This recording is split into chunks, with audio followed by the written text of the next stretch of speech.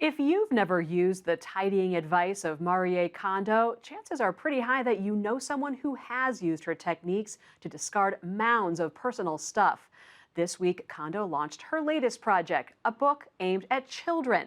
I spoke with her earlier this week here in New York. Hello, I'm Maria Kondo. Home organizing guru Maria Kondo says she's always loved keeping tidy, but she actually found getting rid of things really stressful until she realized this. What's important in tidying up is not what you throw away, but what you keep. In other words, it would work if I kept things that made me happy in my home, things that I love, the things that I cherish. And it's this idea of only keeping things that spark joy, as she says, that's made her a major celebrity. Her books, including the 2014 blockbuster The Life-Changing Magic of Tidying Up, have sold more than 12 million copies.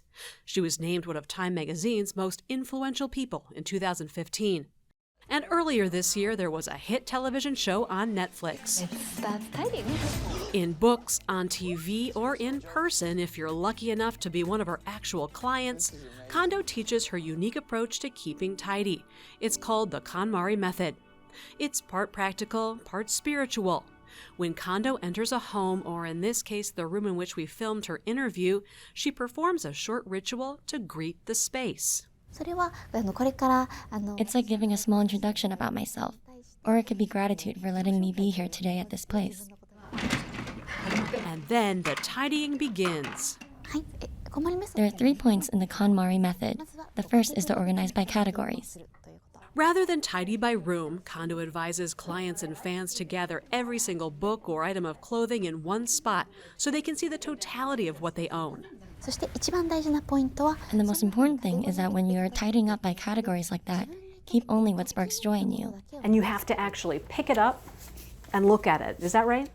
That's right. When you hold it in your hand, it would be good for you to sense if your body kind of feels something triggered, like your senses are waking up, whether it sparks joy or not. And if it doesn't spark joy, what should I do with it? If it does not spark joy, then say thank you for your service and let it go. For the objects you do keep, Kondo has systems of organizing and storing, like her famous method of folding shirts in a compact way so they can stand upright in a drawer. Your books have been hugely popular. You've sold millions of them. You have a TV show. I mean, people seem desperate for this. What do you think that's about? I think it is because there are really many people in the world who own many things, but their hearts are not fulfilled, and they are suffering from that. Kondo says she's been interested in tidying and organizing since she was just 5 years old, inspired by her mother, who seemed to really enjoy doing housework. So when did you realize that this could actually be a business? This was when I was in the second year of college. I always loved tidying up, so my hobby was to help my friends tidy up their houses. As I continued doing it, the rumors started going around that their houses would become neat if I visited. And from that point on, I started receiving requests to do it for money. Please welcome Marie Kondo. And the Kondo empire began.